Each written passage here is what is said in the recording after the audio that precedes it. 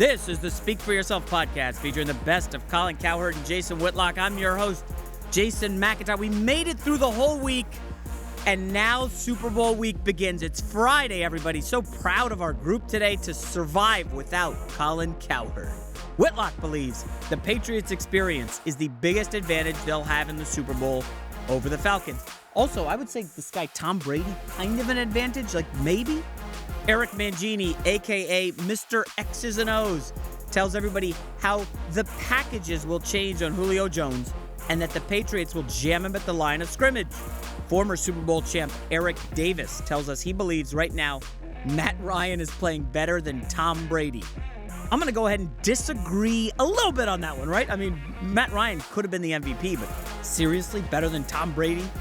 Four-time Super Bowl champ Bill Romanowski stops by, tells us a story of what Bill Walsh told him on how to prepare best for a Super Bowl. Plus, the guys debate the latest comments from John Gruden about football being under siege. And FS1 Hoops analyst Jim Jackson drops by to talk about Carmelo leaving my New York Knicks. Oh gosh, what a fun conversation that was. Ready for Speak For Yourself? Whitlock and Mangini, take it away. All right, welcome to Speak For Yourself. I'm Jason Whitlock, and there are about 8 Super Bowl rings joining me today between Bill Romanowski, Eric Davis, and Eric Mangini. We got the Super Bowl on lock, so let's start there, where the Patriots and the Falcons will face off next Sunday. New England has a huge edge in terms of Super Bowl experience. This will be Tom Brady's 7th appearance in the big game, which is not only the most in NFL history, but it is also more than the entire Falcons roster. I think this is the Patriots' biggest advantage. I think they have some other advantages, but I think experience matters in games like this. I think that the Falcons organization, if they fail here, because I'm picking the Falcons to win, if they fail here, it will be because the moment is too big and they get out of character and do things out of character that cost them the game. I think the Falcons have the talent to win, but experience might bite them in the rear. I do think experience plays a big role in this. The Super Bowl is so different in terms of the time you have before the game starts, the time you have at halftime, the emotions leading up to it. You got to try to get the players to understand what those periods are so that they're not going out and getting to the point where they're working themselves up into a lather an hour before the game starts and they're not ready when you have to go.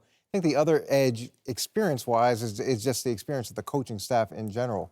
Guys like Dante Scarnecchia or Brian Daboll or Josh McDaniels, that experience helps. Patriots coach helps as well. Yeah, but Coach, that's why I think in this situation it's a push, because both of these clubs have coaches that understand all of those things that you're talking about. If you look at the Atlanta Falcons, you have a head coach that has won and lost a Super Bowl, so he understands how to take advantage of this time, how to tell his players. And I can just speak from personal experience. Going there, when I got on the team with you, you had already had a couple Super Bowls. Yep. We didn't ever talk about it. I didn't know how the moment was going to be when I stepped out there to get onto the field, but you just go out and you play, and it's about the preparation that the coaching staff put you in an environment where a bunch of players had experience. Bill Walsh, after we won the NFC Championship game in Chicago, my first year, he got us together in the locker room. He said, "Man, you're in 2 weeks, you're playing an away game in Miami. You're not playing in the Super Bowl. An away game. You have to do what got you here." Yeah, you do it the same way. And that's playing kick-ass football. And that mindset just kind of changed things. And it was like, I'm just going to prepare exactly like I do for every game. And you say that, but it's a hard thing to teach and convey, especially to a lot of younger players who've never been through it. You got a guy like Tom who's been through it multiple times versus Matt Ryan who's experiencing it for the first time, or even Shanahan. But you're first time he's calling in the Super Bowl, getting over that the moment and just realizing it's football. And if you do the same thing, you're I get what you're saying right there. That's why I say the moment, once all the bombs going off and the planes are flying over, that moment itself is different and you have to settle into it. But the preparation for it, you have coaching staff that understand on both sides how to get the guys ready for it and prepare them. And as Bill just said, it's doing everything the same way you've done it. And as a player, you're into a routine. If you're in an environment where a lot of other people have already had this experience, that experience rubs off on you. The Patriots have a lot of people that have been in the biggest of big games and the Falcons don't. I just saw Odell Beckham Jr. and that receiving core melt down in a big playoff moment. Antonio Brown, to me, melted down, thought that winning the divisional playoff game was somehow... Antonio didn't melt down. Antonio didn't have Le'Veon Bell, so then they were able to stack the cards against him in that situation. So if you're the Atlanta Falcons, because understand, still, if my X's are just as good as your O's, I got an opportunity to make some plays, and that's what you're going to have. And they've already had a routine on how they've done things all season long. That goes into it, too. How have you prepared the entire season, not just this one game? But this isn't like every other game. You've got that True. extra week, and you're doing all those other things that you have to do during the Super Bowl week, whether it's the media's responsibilities. It's very different. The families coming down. You guys remember that the chaos that surrounds that, and you got to get through that. And even pregame, the length of pregame, some guys get so worked up that they're exhausted by the time the game actually starts. And then at halftime, you come in, you make your adjustments. It's significantly longer, and it's the same thing. They're not ready to go when the ball's actually being kicked off. My 5th Super Bowl in Oakland, we didn't have 2 weeks. We went 1 week. We had to go right down to San Diego and get ready. And here's what happened. We had a crappy week of practice. We were the best team going into that week. That week, we degressed. And we didn't have a good week of practice. Our quarterback didn't have a good day, Rich Gannon, and we did not win. And it comes down to performance. Hey, you got to go when the ball is snapped. Your best players have got to go out there and kick ass. You know what was interesting about that team? Y'all were the oldest team in the league year, and they didn't handle well. Here's something that's new, and we'll end on this note, that none of you guys have experienced. These players are playing in this social media era where Facebook and Snapchat are offering them money. How can we expand your brand? I think the Patriots are better equipped with all their experience to deal with that and not kind of make the kind of silly, stupid mistake Antonio Brown made with the Facebook live stream. All right, to a quarterback that Vice Sports says could be the next Tom Brady, Matt Ryan. The Falcons QB has had an MVP caliber season, and I would argue that Ryan is playing every bit as well as Brady. If you doubt me, consider this. Over his last 6 games, Matt Ryan's numbers are practically identical to the best 6-game stretch of Tom Brady's entire career, which was during his ridiculous 2007 season. Listen, again, Tom Brady has the experience advantage, but to me, when it comes down to who's playing the best football at the quarterback position going into this game, it is Matt Ryan. Do you know what you just said? What? 6 games. This guy, Brady, has been doing it for 15 or 16 years. Now, you just said 6 games. I'm talking about right now. I'm talking about right now. You know, this is like when, that started off and I was a little worried when we said, is he the next Tom Brady? No. He's not the next Tom Brady. I'm not going to agree there. If you say, is he playing better than Tom Brady right now, I would say yes. And the reason I'm going to say yes is that Tom Brady is in a system in which he's been in for a long time. He's very comfortable. He has a voice in Josh McDaniels in his ear that he's very comfortable with. We give guys like Alex Smith a pass when they have all these different coordinators coming in. Matt Ryan has learned a new language in 2 seasons and mastered it. You look at the way he's playing right now, right on par with the way Tom Brady is playing. That's why I say he's playing better, because he had to learn a new offense, listen to a new voice, work in with different players, and it's been working at this level. I think he's playing better right now based on that. Eric. And we're saying right now. I'm not talking about over career. I know, but we bring up some historical things. Tom had the 4 games where he wasn't playing. He's 39 years old. He deals with change every single season. He lost not in his offense, no. Different players. But I'm saying, but he makes them in language. He makes them all play better because of how he plays. He loses his biggest offensive weapon in Gronkowski. I mean, to say that Matt Ryan's playing better than Tom Brady right now. That's all we're saying. Not over the course of the career. Because his stats are a little bit more No, impressive. because of what we see. But to me, it's not just a function of stats. It's how well you run the offense, how well you can deal with different game plans, with different defensive approaches. Let's see how well Matt Ryan plays against what New England throws at him. But we've already seen look how well he's played all season. Jones. But look at what he's got a guy who is a unstoppable when he takes the field, and he has been playing that well. When you have a receiver that is dominating the way he is dominating right now, it makes it a lot easier. And 2 running backs. It's a shame that New England doesn't have a running game or an Edelman in the slot that people can't cover. You know, if he had those things, there's no telling what Tom Brady would do. Well, I'm just saying, if you put Matt Ryan in the New England system, is he going to play as good as Tom Brady? And if you put Tom Brady in Atlanta system, is he going to play as good as Matt? You guys keep changing the question because y'all don't want to deal with the fact Matt Ryan is playing right because now. it's not apples to apples. You got to look at what they're dealing with, the things they have to overcome to evaluate who's playing better. Like He's got the hotter hand. He's more precise with the football right now. He has more weapons. He's using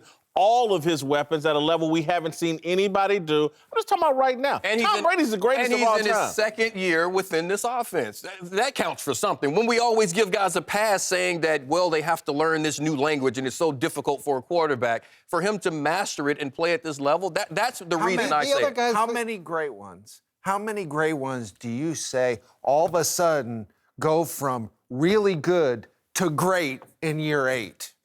Tom Brady. Go look at Tom Brady's stats. No.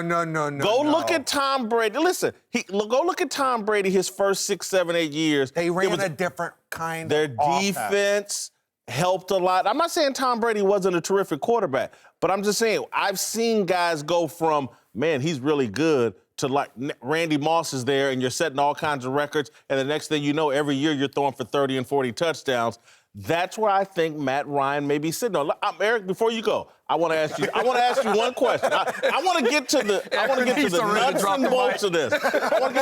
You're a defensive coordinator. Who do I want to play against? Yes. Matt Ryan, without a doubt. If you're giving me the option to play against Tom Brady or Matt Ryan, I'm playing against Matt Ryan. In 9 days, you'd rather play against Matt Ryan? In 9 days, in 15 days, in 9 years, yes. Hey, Whit, I was fighting with you, but until when you gave me that option, Ryan or Brady, one guy has the best offense in football. You completely lost me. One guy has the best offense in football. Makes people around him better on a consistent basis. You hear all the time, this quarterback needs more weapons. No, that's not how it works when Tom Brady creates weapons. When Tom Brady walks out on that field, just his presence alone is different than having Matt Ryan walk out on that field. You guys got to stop this, though. Tom Brady does have players around him. I know he does. We act like he's playing with a bunch of high school players. He has some good players around him within that offense and other guys that you have to account for. That's a major reason why that offense is there. But I'm still with you. I'm going to go with gambling talk. You guys gamble any? I'm going to go shoot craps. There's something called the come line. And you're betting. Yeah. That's what I'm saying, Matt Ryan. I understand Brady's legacy and accomplishments in career. Yeah. I'm telling you right now, Matt Ryan is taking off to a different level. We'll see it again. I'd rather have more aces in my hand. You need to put some money on it. All right, let's head to New England, where the Boston Herald column, Steve Buckley, wrote a piece this week saying America hates the Patriots more than ever. It begins with these words: if you thought people hated the Patriots before, you ain't seen nothing yet. Earlier this week, ESPN, the magazine, labeled Tom Brady the biggest lightning rod in sports. Sporting News lists Brady as the 5th most hated player in NFL history. I argued yesterday on this show that the Patriots are now the Duke Blue Devils of football, the team America irrationally hates. All right, now, do Tom Brady and the Patriots deserve to be hated? I don't think so, but I get why they're tired of all the success the Patriots have. I think to be out in a league that is 65, 70% black, I think those white wide receivers clowning a lot of defensive backs grates people the wrong way. And I just think people think Tom Brady's had too much success, life's too good. I get why people hate him. I don't hate him. Do they deserve to be hated? Well, if we're talking about hate in terms of jealousy, yeah, I can see why people would be jealous of sustained success, of being able to play at a high level at 39 years old, of being able to consistently change parts and win. But that's their issue, isn't it? I mean, you're mad at someone because he's successful. Tom Brady's a great guy. He's a great human being. He's a good to great teammate. There's nothing that you can look at from him personally Tuck rule. and say, what's that? Tuck rule, Spygate, Deflategate. I mean, those are the knocks. This is just Hatergate right now. Hatergate, that's all it is. I like that. But I think the other thing that people forget is when we first went to New England, okay, so it's 17 years ago. Today's Bills' anniversary, I read that. And 17 years ago, they hated the decision to bring in Bill Belichick. Yeah. You can go back and look at the coverage. Living through that, it was what is Kraft doing? How could they possibly hire this guy? We've rewritten history a little bit. That's how it started. You know, now if you're mad because they're successful, like Eric, you you're a need to defensive reevaluate back. yourself. Edelman, Hogan, Amendola. The Duke thing that you have going on, there's some truth to it. Because it's that unwritten rule that the white guy's not supposed to catch a ball on you. No one talks about it, but that's DBs talk about it. But that's what I'm saying. Not to the press. That's one of those things. And it's taken a long time for guys to just get this country. And when you start to talk about things along color lines, it comes into everything. It comes into play on a football field. And that's a part of it. So when you have Edelman and you have Gronk and you have Hogan and you Amendola, and you look at these guys that are making the plays out there, well, they're not supposed to be doing that, and you can't let this white guy make these plays. That's a part of it, and I think there's some hate that goes along. So that Duke thing that you're talking about, that's a part of it. I do believe that's a part of it.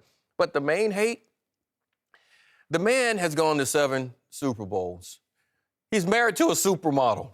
Okay, he's doing all his UGG commercials and living in his big house and living the life. And people, you're right, it's Hatergate. People are just hating because they're just jealous of the level of at the level this team has won across the board. They get a lot of credit. They've done a lot of winning, and people are tired of it. That's what happens. You get tired of seeing the same guy winning. Hatergate. That's something you guys should Mangini, use. that's well done. But to Eric's point, he brings up an interesting thing just with all the white receivers and just plugging them in. I'm going to go back to a Batman, Superman movie from last year. Mangini, I know you were there opening night. Believe me, I've seen that. I've got 3 little boys. Oh, yeah. People hate what they don't understand, and I don't think people can understand. Every year, how are they plugging in a running back? How are they plugging in a white receiver? Every year, and they're going to the Super Bowl. They're making a run. People don't understand how easy it is right now for the Patriots to just go with anybody, whether it's converted quarterback, Julian Edelman, undrafted guys, Amendola, Chris Hogan. How is this happening? That's what they want to know. And I think that's part of the hate. Isn't it amazing the value of hard work and discipline?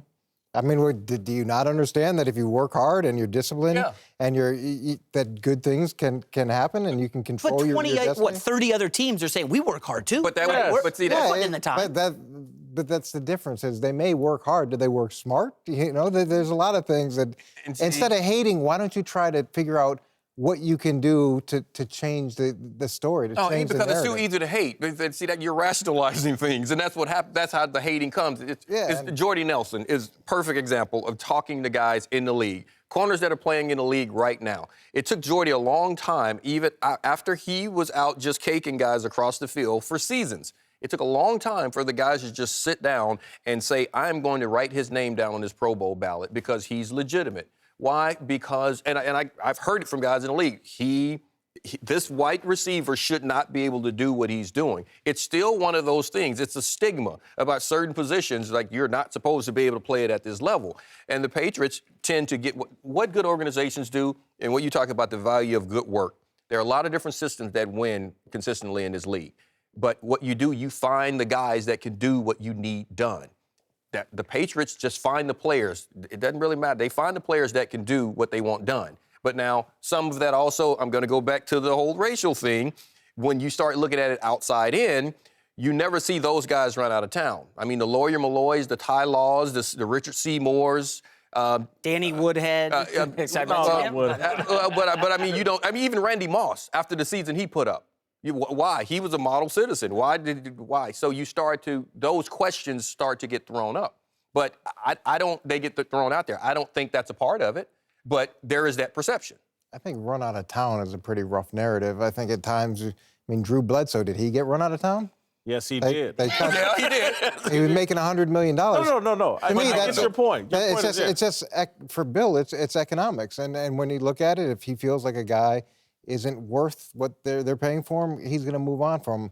What I love about a locker room is you've got black, white, Hispanic, old, young, rich, poor, East Coast, West Coast, and everybody comes together. And if it's going to work, it's not about what color anybody is. It's about how well do we work together as a team. And that's the great thing about sports is you can break down a lot of inherent prejudice because you interact with guys that you may never have interacted with before. Agreed. I think, and I don't put no negative connotation on this, I think the Patriots receivers and Brady, they feed off that energy. They don't think we're supposed to be able to do this. And not to put Richard Sherman or anybody on blast, but defensive backs, they don't expect us to be this dominant. And I think it feeds their confidence and swagger and gives them an extra level of emotion that has helped power some of the success they've had here in recent years. And I think it's a positive. We're going to move on to the New York Knicks after it was revealed this week that all of the Knicks' attempts to trade Carmelo Anthony had been rebuffed. A new report claims that New York would be willing to let Melo go to the Clippers even if the trade didn't include one of LA's big three stars. Jason, we talked about this yesterday. I know you're a huge Knicks fan. I don't think Carmelo fixes any problems in LA in a real way, and I think it puts Doc Rivers' job in jeopardy if they bring Carmelo in and they exit the playoff early. I would take the other side of that, okay? Look at Doc Rivers. They've won 50-plus games 4 years in a row, okay? Blake's a free agent. So is CP3. Is this their last shot, guys? Jim, think about it this way. Carmelo comes in. We're going to give the Knicks spare parts because Phil Jackson said, we'll take anything. Give us whatever you want for Melo. You wouldn't take a shot at Melo, Blake, DeAndre, CP3 healthy in the playoffs? You wouldn't? It's a short-term fix. There you go. And that's what it is. But my thing is this. The Clippers, honestly, to me, they play better when it's just DeAndre Jordan in the middle because the court is open. When you got Blake in there, a lot of times he stops the basketball. The movement stops. And that's not taking anything away from Blake, but the team is not made up that way. So if you can get a Carmelo for Blake, that opens it up. But another ball stopper. Here's the thing, though. But he opens up the floor. See, the problem is he's just shooter. The problem is, the bottom line, I don't care who they get. They're not beating Golden State. You want to add a power forward next to Porzingis, who's the center of the team. You want to put Blake next to Porzingis. Right now, I don't care about the Knicks. I'm talking about the Clippers. Well, I care about the Knicks. Come on, man. We got to fix this both thing, of them are Jim. short-term fixes, okay? They got to figure out what they're going to do with management, first of all, in New York, okay? Let alone play. You don't think this kind of move would put Doc Rivers' job in jeopardy if it didn't work? Which job? He gonna fire himself? You know what I mean? He's tried it with his medium 3 for a while. Not a big 3. That's hard. Really 2 plus 1. It's 2.5. He's tried it for a while. So now I actually think you bringing in Melo, it makes sense. Blake Griffin is not. Is he a closer, Mr. Basketball? No. That's what I'm saying. When you need someone, and say what you want to say about Melo and his defense or his locker room, the way he is as a teammate. La-la. And say whatever you want. La-la. You went la-la on me. Say what you want to say about any of those things. He can score. Like Jimmy said, he's going to spread the floor. You know he wants the ball. But isn't Chris Paul a closer, too? We've seen him for many years. Chris Paul is injured, and there's a difference in having that other guy. So now, when you have that guy that can make those shots, that's going to help them tremendously. I think they need it. All right, we got to move on to John Gruden, who made some headlines this morning going on the Mike and Mike radio show and offering a controversial opinion about the state of football today. Well, you know, football's under siege. A lot of kids aren't playing. A lot of coaches aren't coaching anymore. Youth sports in general is under siege in this country. They're eliminating recess. They're eliminating sports. And if it wasn't for football and sports, I would have learned nothing about sportsmanship, teamwork, mental toughness, dedication. I'm just encouraging kids to play, coaches to play. Don't you love kids playing sports out there? Listen, I completely agree with John Gruden here. I think competition is under attack in America. I think we've gone so, and I hate to sound, like an idiot or a Neanderthal, but we've gone so soft in this country that competition is somehow seen as unhealthy, and football is the #1 competition in America, and it's bearing the hardest brunt of a movement against competition. I think with football at the youth stage, there are some issues, and a lot of parents are concerned. My son Jake played 7th and 8th grade football this year, but they only had 10 kids on the team. They couldn't play a game. They didn't have enough kids. Cow. And this is in Ohio. Ohio. Yeah, so it's in Ohio. Now, look, that's not everywhere in Ohio, but that was the experience I had. And in talking to parents, they are worried about concussions. They are worried about the things that come with football. And look, I'm worried about some of those things too. For me, it's more about where he is in his growth cycle. If he were to get hurt now, how that would affect him. So there are things you have to deal with. I think it's clear that football is not good for your brain. We can agree to that. I can hold the conversation with you until. Yes. So I think the longer you can wait to put helmet and shoulder pads on them, the better. So to me, you put helmet and shoulder pads on them in 9th grade instead of 6th, 7th, and 8th. Is soccer good for your brain? No, it's not good for your brain. Okay, so Lacrosse is not good for your brain. And that's where I'm going with it. I don't think football's under siege. I think it's under a microscope. It's right now it's being dissected because there's information out there that we didn't have. Yeah. Our generation didn't have the information, and you didn't understand the long-term effects of concussions. Now that we know that, you're looking at it and people are seeing it. But my daughter grew up in the softball circuit, a comp softball player. I saw more little girls get hit in the face on that third baseline with just drilled. There are concussions in that sport. It happens in a lot of different sports, but football is the one we're talking about right now. It's a violent sport. We all understand that. But there are lessons that you can learn from it. That it's the ultimate team sport. There's so many people out on that field that you learn that it's not always about you. That's an important lesson to learn. But the violence, you can't legislate the injuries out of a violent sport like football, but you can understand how to deal with the injuries, and hopefully there'll be more information moving on. But football's not going anywhere. And to me, the good thing is that we do have so much more knowledge. Yes. As parents, as coaches, as teachers, we are so much more aware of what things, what injuries look like, how to deal with concussions, protocols like that. My biggest issue is for certain kids, they get more attention, they have more awareness, more access to trainers, and then there's a group of kids that don't have that same access. I think we got to make sure that any child who plays the sport has the same availability to get the education and the protection. People used to ask me, knowing what you know now, would you let your son play football? And I said yes, and here's why. Because it's hard. Thank you. You're going to get your butt knocked down. Thank you. And it's what you do when you get back up. Life is hard. We know that. Yeah, that's why I said okay, we know that it's hard. From it. But I will say this. We all know there are pockets in the South where they don't know anything about concussion. Hey, I'm from the South. Stop it. Hey, but they don't know because football is a religion. Yeah, and that ain't changing. It is. It's not going to go anywhere. What I know now, the information that I have now, would I allow, my kids are past that point, but, grandchildren, would I allow them to play football? Yes. Why? Because not only, forget the hard part about it and the life lessons that you're taught, I have information. I know now. When I grew up, you got ding, come on, guy, I need you out here. Shake it off. You're okay. Just shake it off and keep going. Now you understand that there's no shame in saying, I'm a little woozy. It's like if you hurt your shoulder, you can tell your guys, you can tell your coach, I hurt my shoulder. And even at the smallest levels, you're like, okay, come off the field. Now, if you hurt your head, I have a headache. Okay, come off the field. It's a part of the game now. That's why I think it'll be fine, because you're not viewed as soft for coming off the field. I don't want to sound like an idiot, because I really love and defend football. Almost, other than my parents, nothing's had a greater influence on me, other than my parents and my church that I grew up in, had a greater influence on me than football. And iron sharpens iron. And we're trying to sharpen kids with pillows.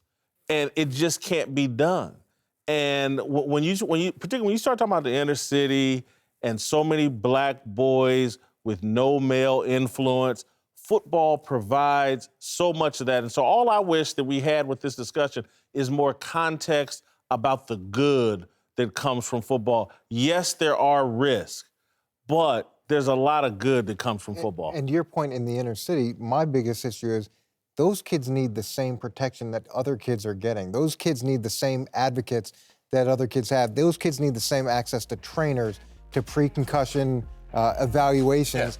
To me, we can't push the education forward for some kids and not all kids. This is the Speak for Yourself podcast featuring the best of Colin Cowherd and Jason Whitlock. I'm your host, Jason McIntyre. Remember, guys, we're on YouTube now. Next week, we'll be from Houston. I'll be hosting a Facebook Live with Christine Leahy before Speak for Yourself. That'll be fun.